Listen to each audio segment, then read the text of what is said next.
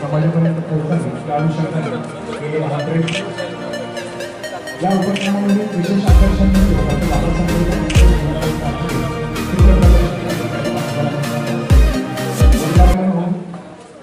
पाहिले जात आहे। बाबासाहेब आंबेडकरांच्या जीवनामध्ये प्रेरक प्रसंग या ठिकाणी या चित्रांच्या माध्यमातून या फोटोच्या माध्यमातून आपल्याला प्रेरणा देत आहेत। खऱ्या अर्थानं त्या शाळेमध्ये डॉक्टर बाबासाहेब आंबेडकर शिकले ही शाळा लोकांच्या वर्गात राहावी, लोकांपर्यंत पोहोचावी, त्या शाळेमध्ये सतत असे नाविन्यपूर्ण उपक्रम व्हावेत या अनुषंगाने आयोजकांनी या ठिकाणी कार्यक्रमाचं आयोजन केलं असता महापुरुषांच्या प्रतिमांचं या ठिकाणी प्रदर्शन, विशेषतः डॉक्टर बाबासाहेब आंबेडकरांच्या जीवन कार्याचा गौरव करणारे हे फोटो सर्वांसाठी उद्बोधक आहेत, मार्गदर्शक आहेत, प्रेरक आहेत। हे फोटो नसून ही प्रेरणा आहे, ही ऊर्जा आहे, जी पुढच्या पिढीला त्यांनी दिलेल्या विचारांच्या दिशेनं वाटचाल करण्यासाठी उत्साह निर्माण करणारे असेल।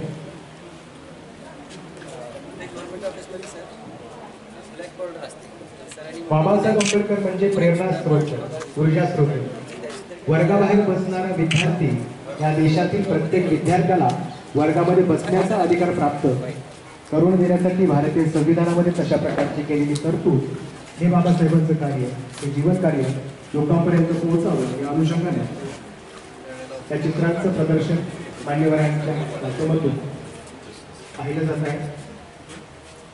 आयोजक संयोजक सन्माननीय प्रदीप शिंदे सर, सन्माननीय नेमकुदळे सर सर्वजण या ठिकाणी माहिती देत आहेत।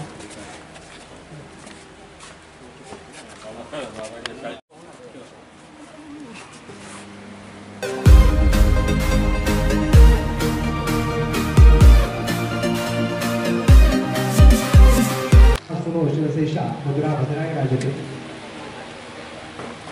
या राजपुत्रांच्या उक्तीप्रमाणे कार्य करणाऱ्या कुळवाडी भूषण छत्रपती शिवाजी महाराज यांच्या प्रतिमांचं, यांच्या कार्याचं आणि कर्तृत्वाचा या ठिकाणी सन्मान मान्यवरांच्या शुभ हस्ते प्रतिमांचं पूजन करून अभिवादन करून त्यांच्या प्रति कृतज्ञता व्यक्त केली जात आहे। विद्येविना मती गेली, मतीविना नीती गेली, नीतीविना गती गेली, गतीविना वित्त गेली, वित्ताविना शूद्र घचले इतके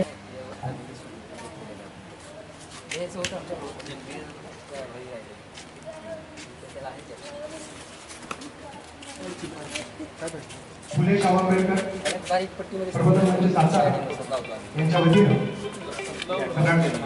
अशोक महामानव डॉक्टर बाबासाहेब आंबेडकर यांचे संयुक्त जयंती उत्सव त्याला खाली खाली इटॅलिक्स मध्ये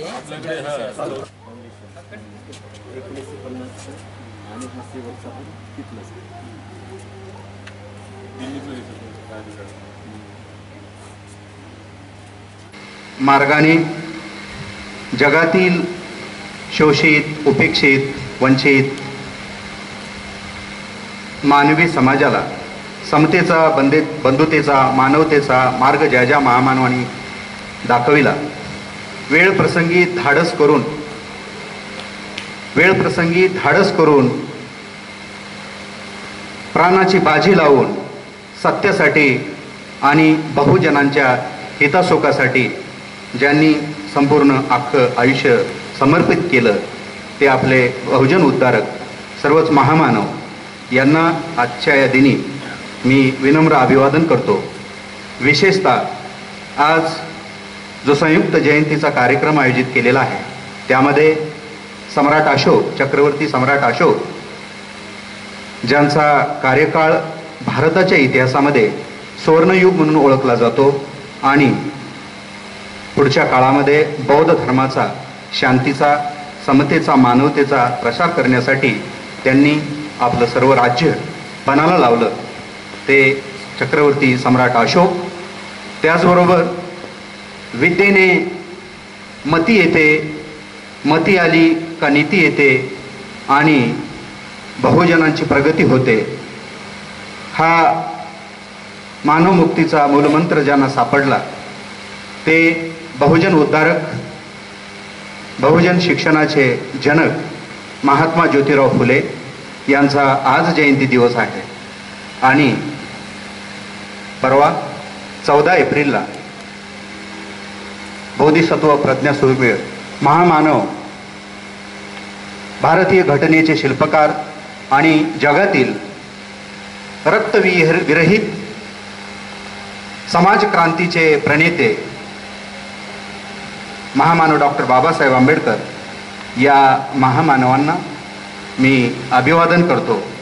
आणि आजच्या या संयुक्त जयंती कार्यक्रमासाठी खास फुले शाहू आंबेडकर प्रबोधन मंचाच्या विनंतीला मान देऊन उपस्थित असलेले या चित्रमय जीवनपट उद्घाटनाचे आणि आजच्या कार्यक्रमाचे प्रमुख अतिथी सातारा जिल्ह्याचे उपजिल्हाधिकारी माननीय भगवान कांबळे सर, त्याचबरोबर आमचे मार्गदर्शक आणि फुले शाहू आंबेडकरांचा विचार आपल्या प्रत्येक उक्तीतून, कृतीतून, प्रशासनातून, शिक्षणाच्या माध्यमातून जे जपतात, जगतात ते आमचे मार्गदर्शक प्राचार्य डॉक्टर राजेंद्र मोरे साहेब, त्याचबरोबर मंचावर उपस्थित असलेले जिल्हा सांख्यिकी अधिकारी यशवंत थोरात साहेब, त्याचबरोबर महाविद्यालयाचे उपप्राचार्य सुभाष वाघमारे सर आणि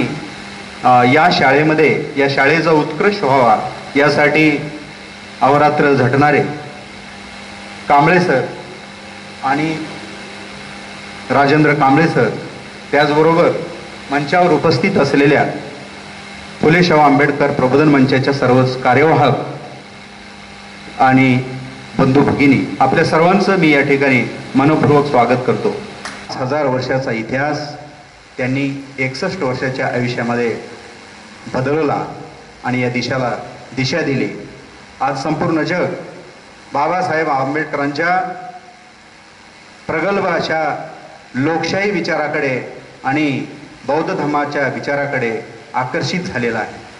आणि म्हणून साताऱ्यामध्ये आपण फुले शाहू आंबेडकर विचाराचे समविचारी शिक्षक, प्राध्यापक, कर्मचारी मिळून या महामानवांचा विचाराचा वारसा नव्या पिढीला कशा पद्धतीनं देता येईल आणि विशेषतः या शाळेमध्ये बाबासाहेबांचं प्रारंभिक शिक्षण सुरू झालं आणि त्या शाळेचा कसा उत्कृष्ट करता येईल यासाठी साताऱ्यातील अनेक सामाजिक राजकीय संघटना प्रयत्नवत आहेतच, परंतु आम्ही साताऱ्यातील शिक्षक सुद्धा त्यांच्यासोबत नव्हे तर सर्वांनीच संघटितपणे या शाळेचा उत्कर्ष व्हावा यासाठी 11 एप्रिल ते 14 एप्रिल या दरम्यान जिल्ह्यातील आणि राज्यातील विद्यार्थ्यांनी वाचतं व्हावं, बोलतं व्हावं यासाठी राज्यस्तरीय वक्तृत्व स्पर्धा आयोजित केलेली आहे. साहेब कांबळे साहेब, या शाळेमध्ये बाबासाहेबांच्या प्रवेशिकेचा जो दस्तऐवज आहे आणि त्यासोबत एक महामानवांच्या रांगेतला एक फोटो आहे, या व्यतिरिक्त फार काही स्मरणीय गोष्टी या ठिकाणी नाहीत. म्हणून आमच्या मंचाच्या कार्यकर्त्यांनी एक कल्पना मांडली की आपण बाबासाहेब आंबेडकरांचा जीवनपट या ठिकाणी साकार करूया, प्रदर्शित करूया. दररोज जवळपास 5-25 लोक महाराष्ट्राच्या आणि भारताच्या कानाकोपऱ्यातून या शाळेला भेट द्यायला येत असतात आणि त्यावेळेस त्यांना वाटतं की या भारताचा भाग्यविधाता आणि या देशातल्या शूद्र अस्पृश्य स्त्रियांचा उद्धारक इथेच घडला. इथूनच त्यांच्या जीवनाची सुरुवात झाली. परंतु या शाळेचा उत्कर्ष झाला पाहिजे असं प्रत्येकाला वाटतं आणि त्याचाच एक छोटासा प्रयत्न म्हणून फुले शाहू आंबेडकर प्रबोधन मंचाचे हे शिक्षक, प्राध्यापक, कर्मचारी येत्या काळामध्ये या शाळेतील विद्यार्थ्यांच्या गुणवत्ता वाढीसोबतच या शाळेतील स्वच्छता, टापटीपणा आणि या शाळेचा नावलौकिक वाढण्यासाठी वेगवेगळ्या स्पर्धांचं आयोजन निश्चित आम्ही करणार आहोत.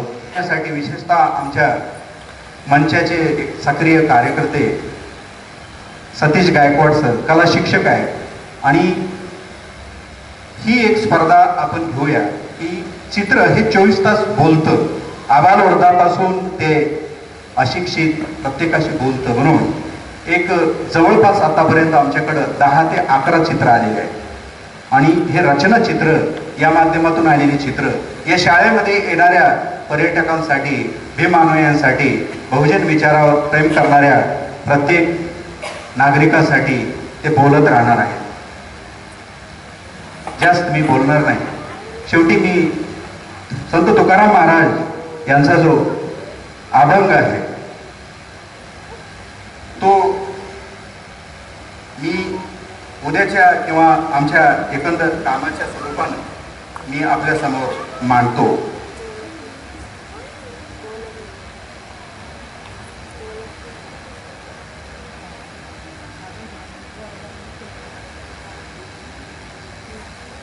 आम्हा घरी धन, आम्हा घरी धन, शब्दांचीच शस्त्र, शब्दांचीच अस्त्र यत्न करू.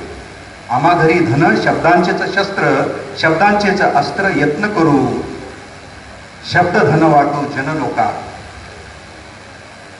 या आधुनिक युगामध्ये शब्द म्हणजे ज्ञान, जे ज्ञान हजारो वर्षे या देशातल्या बहुजनांना ज्या व्यवस्थेनं नाकारलेलं होतं, त्या व्यवस्थेला या ठिकाणी मुठमाती देऊन ज्या महामानवांनी ज्ञान जे आहे ते आपल्या सर्वांसाठी मुक्त केलेलं आहे. आणि याच ज्ञानाच्या मंदिरामध्ये येत्या काळामध्ये आम्ही शिक्षक या विद्यार्थ्यांसाठी स्पर्धा घेऊ, या विद्यार्थ्यांसाठी काम करू. अशा प्रकारची या मंचाची अपेक्षा मी या ठिकाणी आपल्यासमोर मांडतो आणि आपल्या सर्वांचं मी पुनश्च एकदा स्वागत करतो. फुले शाहू यांचं या ठिकाणी राजेश्री शिंदे मॅडम यांच्या हस्ते स्वागत होत आहे. कोणत्याही समाजाची प्रगती किती झाली आहे हे जर मोजायचं असेल तर समाजातील स्त्रियांची प्रगती किती झाली याच्यावर मोजा. अशा प्रकारचं वक्तव्य करणाऱ्या डॉक्टर बाबासाहेब आंबेडकरांच्या वक्तव्याला साजेचं काम आज महिला प्राध्यापकांच्या माध्यमातून केलं जातं.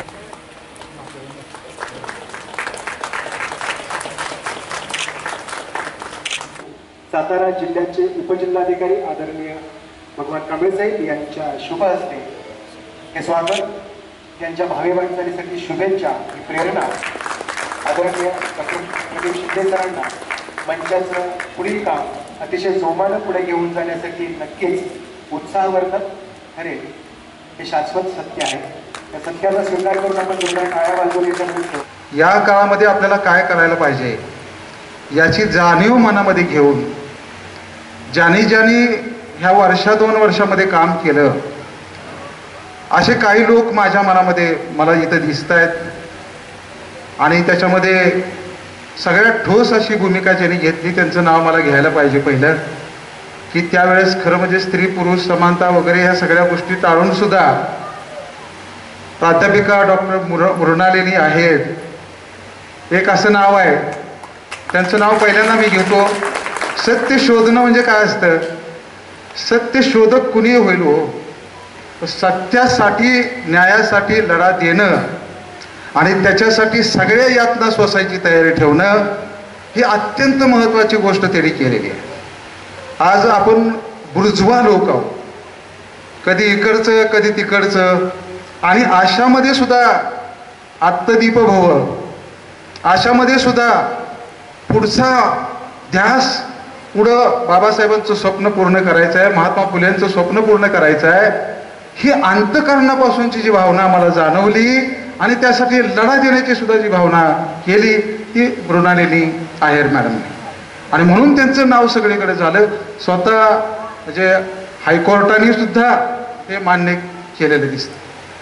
दुसरं जर आपण बघितलं असेल की आता अलीकडच्या काळामध्ये जर तुम्ही असं बघितलं असेल तर संविधानाचं मूल्यविचार जे आहे त्या संविधानाच्या मूल्यविचाराला हरताळ पासण्याचं काम ह्या काही राज्यकर्त्यांच्याकडून, म्हणजे ज्याला आपण लोकशाहीचे प्रतिनिधी म्हणतो, त्यांच्याकडून होतंय. आणि हे सगळेच असे का वागायला लागलेत? ही सगळीच माणसं फुल्यांना सोडून, फुले शाहू आंबेडकरांचं हा देश म्हणतोय आम्ही, बुद्धांचा देश म्हणतोय आम्ही, गांधीजींचा देश म्हणतोय आम्ही, पण ही सगळी लोक एकदम बहकल्यासारखी का वागायला लागलेली आहेत? एवढी चक्रावून गेल्यासारखी का वागायला लागलेली आहेत? हा खरा प्रश्न आजच्या काळातला अत्यंत म्हणजे मनाला खूप तंग करणारा प्रश्न आहे. ते मला दिसायला लागतं. आणि जगातल्या अनेक धर्मांच्या मध्ये ही करुणा वाहत गेली आणि तशीच ती भारतामध्ये बुद्धांची करुणा मोठ्या प्रमाणामध्ये जर आली असेल तर ती महात्मा फुल्यांच्या मध्ये मला दिसते. आणि म्हणून महात्मा फुलेंचं हृदय हे बुद्धांचं हृदय आहे. महात्मा फुल्यांचं हृदय हे सम्यक असलेल्या माणसाचं हृदय आहे. आणि महात्मा फुलेंचं हृदय घेऊन जे कुणी ह्या देशामध्ये काम करतात ते खरे देशाचे भक्त म्हणा, नाही तर तुम्ही काय म्हणा. त्या अंधभक्तापेक्षा खरे भक्त, देशाचे खरे तुम्हाला सांगतो समाजसेवक, खरे सत्यशोधक आणि खरं दिशा देणारं काम जर कोणी करत असेल तर हे महात्मा फुल्यांचे खरे वारसदार जे असतील तेच करतील. महात्मा फुल्यांच्या नावावर तुम्हाला सांगतो बिल्ले लावून काय उपयोग होणार नाही आहे.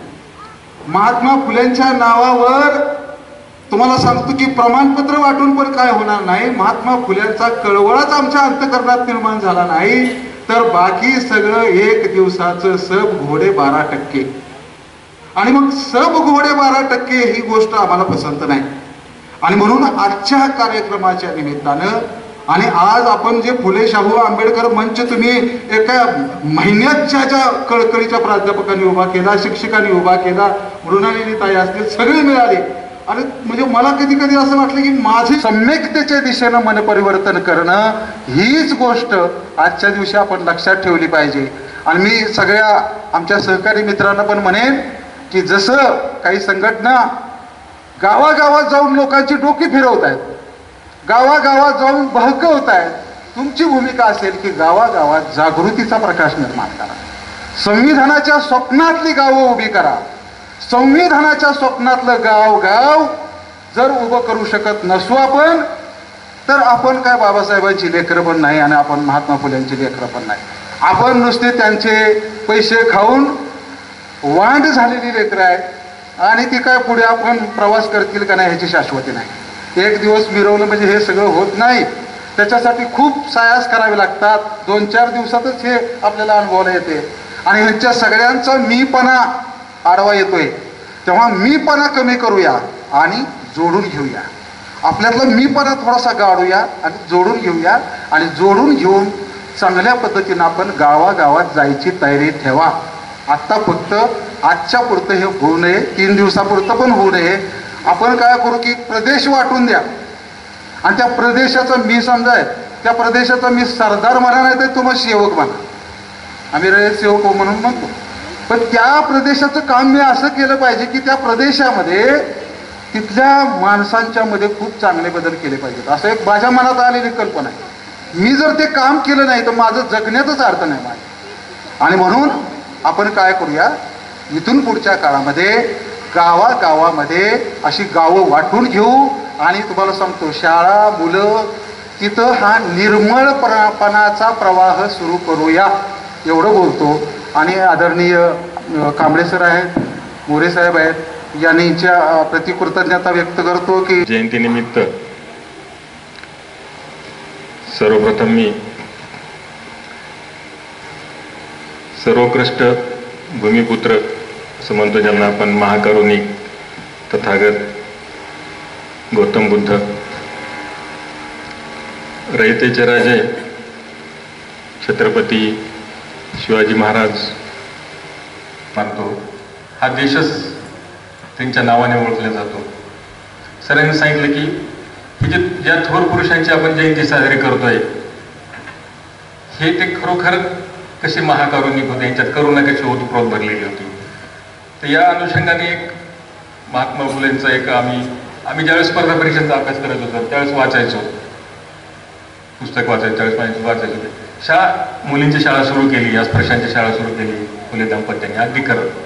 त्याच्या पुढे जाऊन वाचायचो की अरे अस्पृश्यांची मुली यायचे शाळेत शिकायचे, सोबत भाकरी बांधून आणायचे,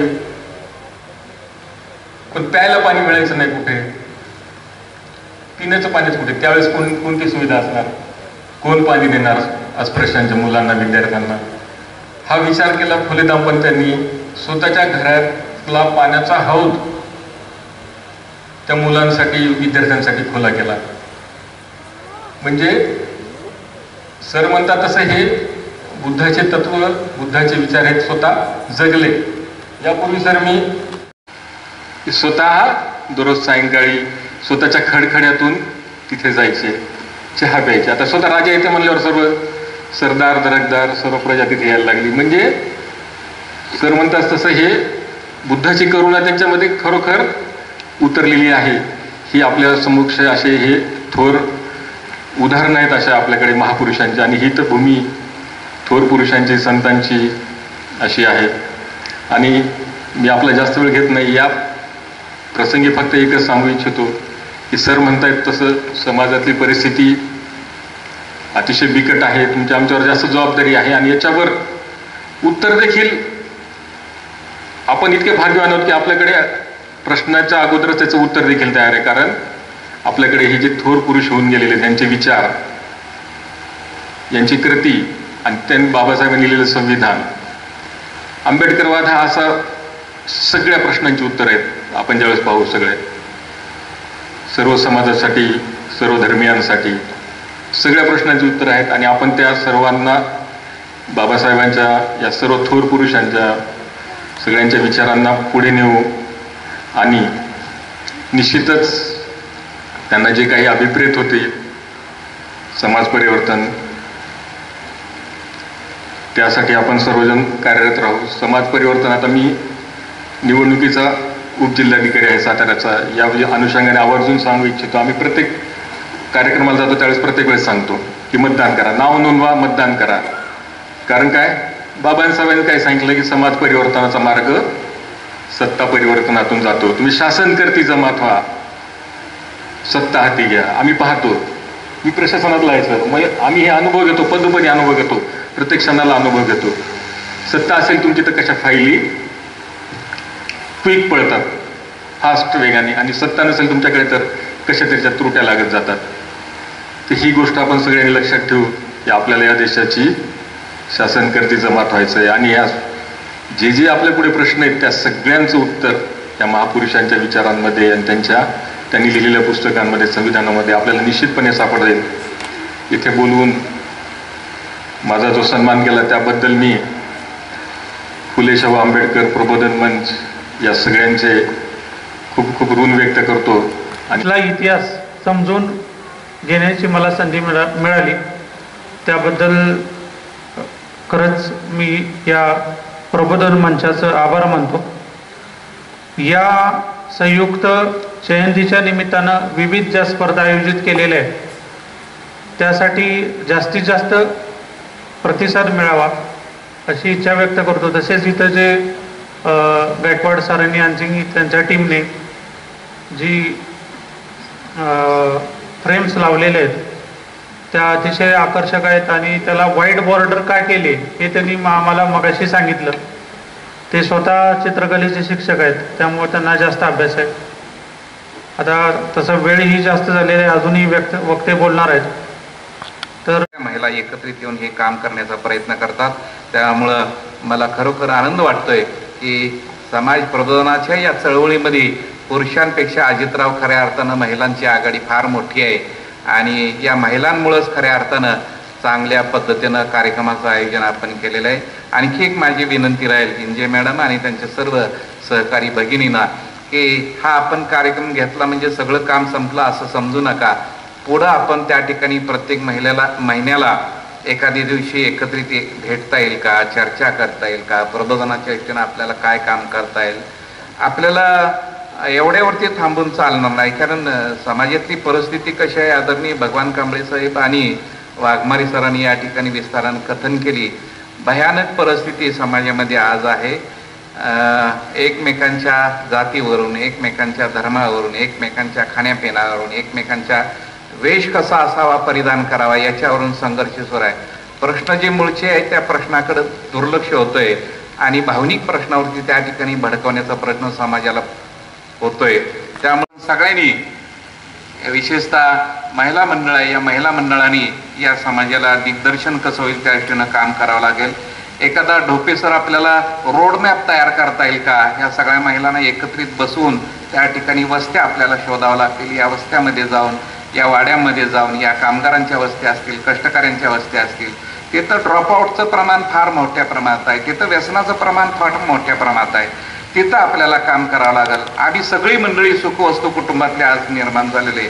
दुर्दैवानं आमचे जे पेशे आहेत ते पेशे कांबळेसर पांढर पेशे असे निर्माण झालेले आहेत.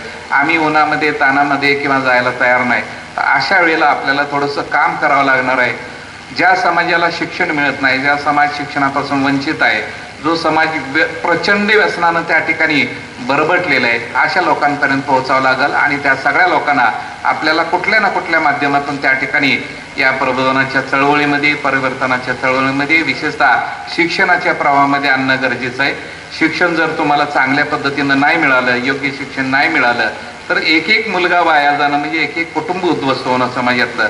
त्यामुळे या सगळ्या गोष्टी विचारात घेऊन कुठलाही मुलगा किंवा कुठलीही माझी मुलगी शिक्षणापासून वंचित राहणार नाही, किंवा पैसे नाहीत किंवा आर्थिक स्थिती नाही म्हणून त्या ठिकाणी मागं पडता कामा नये. आता सबबी कारणं सांगून आपल्याला चालणार नाही.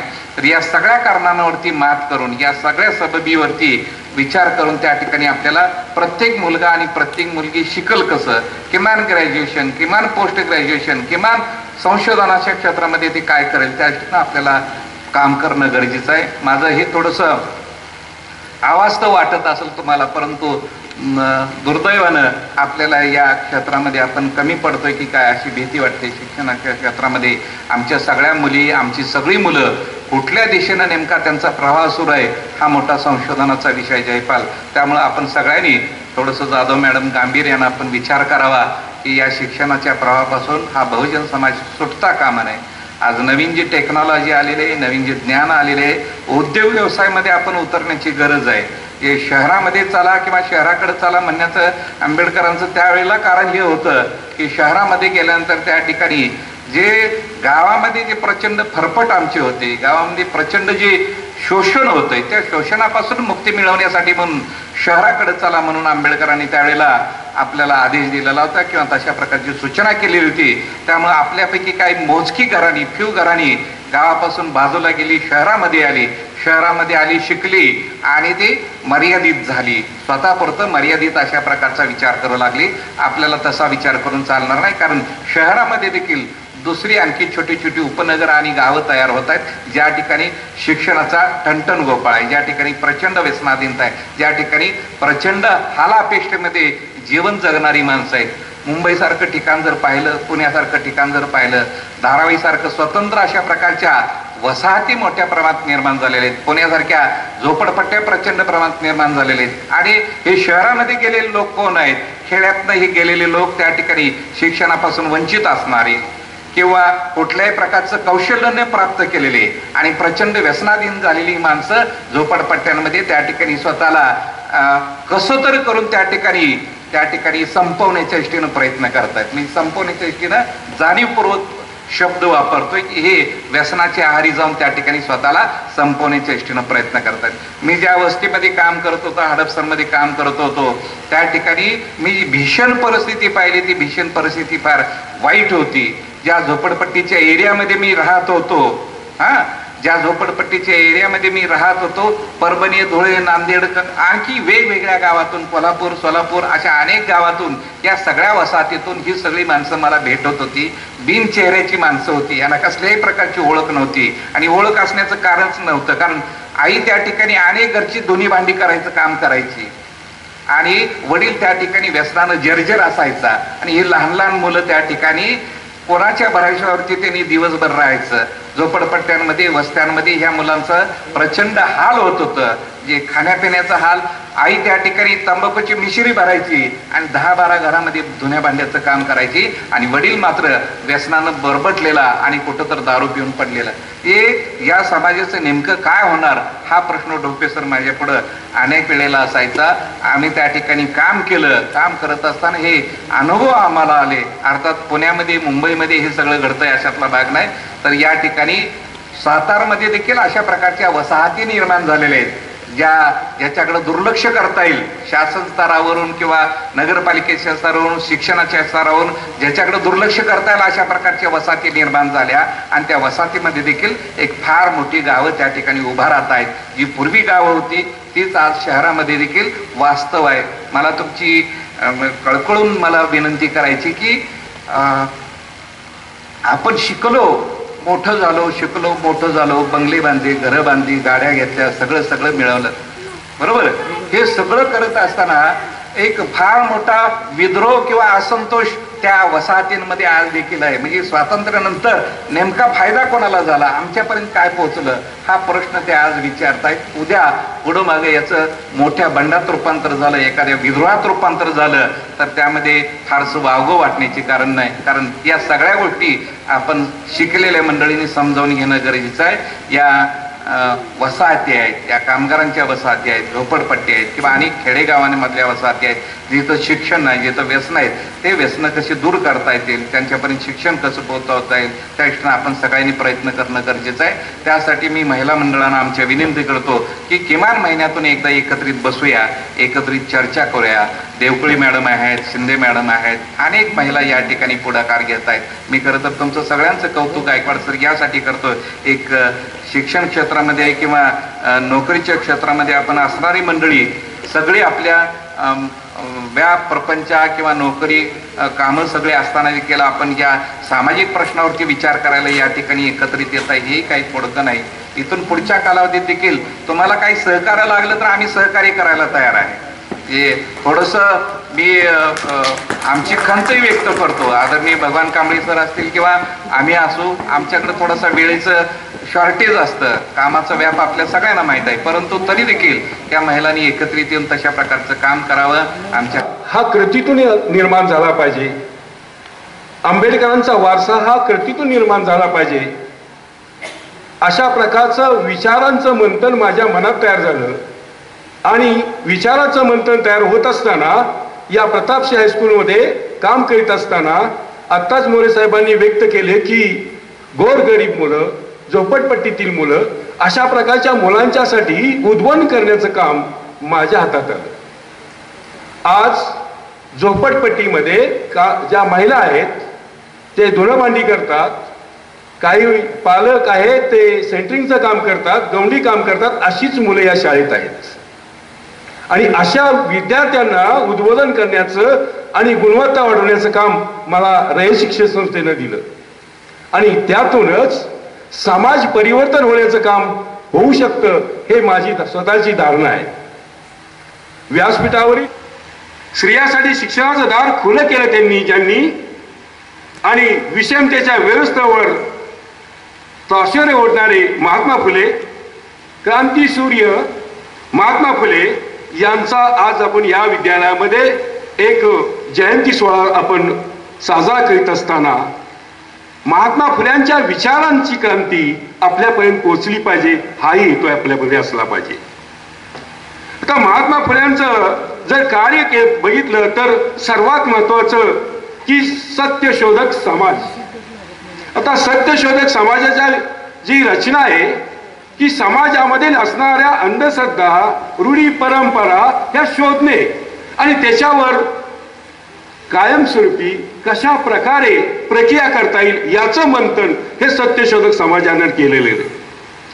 बरेचसे समाज निर्माण झाले, ब्राह्मण समाज झाला, आर्य समाज झाला, या प्रत्येक समाजाने वेगवेगळं काम केलं, परंतु सत्यशोधक समाजानं समाजातील परिवर्तन होण्यासाठी वेगवेगळ्या गोष्टीचं ज्ञान समाजापर्यंत पोहोचवण्याचं काम केलं. अशा प्रकारच्या महात्मा फुल्यांचा आपण या ठिकाणी जयंती सोहळा साजरा करत आहोत.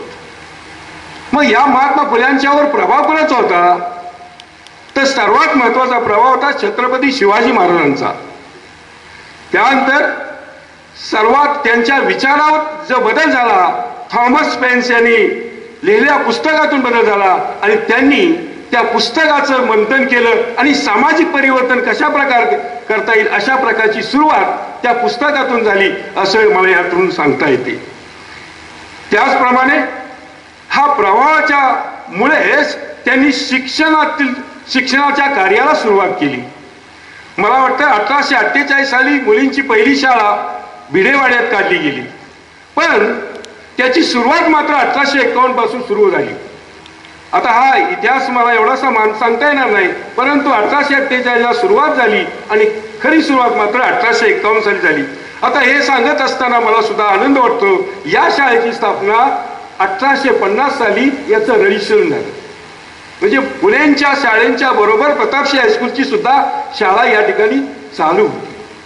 म्हणजे अशा प्रकारची ही प्रतापशाही हायस्कूल की त्या शाळेनं नॉलेज ऑफ सिम्बॉल निर्माण केला, घटनेचा निर्माण केला, उच्च शिक्षित असे माणसं घडवली. अशा प्रकारची शाळा, या शाळेमध्ये तुम्ही आलात आणि या शाळेमधूनच महात्मा फुलेंचे विचार आपण घेत जाणार आहोत. आता यानंतर मला सांगावं वाटतं की थॉमस पेन या पुस्तकामध्ये राईट ऑफ मॅन म्हणजे मनुष्याचे हक्क काय, यामुळेच महात्मा फुल्यांचा विचारात परिवर्तन झालेलं दिसून येतं. या परिणामातूनच सामाजिक न्यायाचा विचार त्यांच्यामध्ये निर्माण झाला आणि हा सामाजिक न्यायाचा विचार हा विषमता दूर करण्यासाठी उपयोगी पडला. या ठिकाणी त्यांच्या लेखनातून सुद्धा त्यांनी मोठं काम केलेलं दिसतंय की दीनबंधू ह्या साप्ताहिकीद्वारे त्यांनी काय केलं, सामाजिक प्रबोधन करण्याचं काम केलं. अशा प्रकारचं काम या लेखनातून केलं गेलं. अशा प्रकारचं त्यांनी अनेक प्रकारची ग्रंथ लिहिले, शेतकऱ्याचा असूड, गुलामगिरी, यातून शेतकऱ्यांचं आत्मचरित्र, गुलामगिरीतून गुलामगिरीचं आत्मचरित्र त्यांनी रेखाटन केलं. अशा प्रकारच्या महात्मा फुल्यांना या ठिकाणी मी अभिवादन करतो आणि माझे मनोगत संपवतो. कार्यक्रमासाठी आपला अमूल्य वेळ देऊन उपस्थित असणारे आजच्या कार्यक्रमाचे प्रमुख पाहुणे आपल्या सातारा जिल्ह्याचे उपजिल्हाधिकारी सन्माननीय भगवानरावजी कांबळे साहेब यांचं मी या मंचातर्फे मनपूर्वक आभार मानतो. त्याचबरोबर छत्रपती शिवाजी महाविद्यालयाचे प्राचार्य डॉक्टर राजेंद्र कांबळे साहेब राजेंद्र मोरे साहेब हे या कार्यक्रमाला उपस्थित राहिले. त्यांचं भाषण ऐकताना ते अवास्तव म्हणले परंतु वास्तव वाटत होतं. त्याबद्दल त्यांचे मी मनपूर्वक आभार व्यक्त करतो. त्याचबरोबर जिल्हा सांख्यिकी अधिकारी यशवंतरावजी थोरात हे या कार्यक्रमाला उपस्थित राहिले आणि कार्यक्रमाची शोभा वाढवली. त्याबद्दल त्यांचे मनपूर्वक आभार मानतो. त्याचबरोबर शिवाजी कॉलेजचे उपप्राचार्य माझे मित्र 2015 आम्ही अर्कावाईज विभागाचे रयत शिक्षण संस्थेच्या आम्ही सदस्य होतो. आम्ही एकत्र काम केलेलं आहे. ते माझे मित्र डॉक्टर सुभाष वाघमारे सर यांचंही मी आभार मानतो. त्याचबरोबर विचार मंचावर उपस्थित असणारे श्रीयुत प्रदीप शिंदे सर, त्यानंतर चंद्रकांत कांबळे सर, पत्रकार जावळे सर, अनिल वीर सर, डॉक्टर मीना इंजे मॅडम,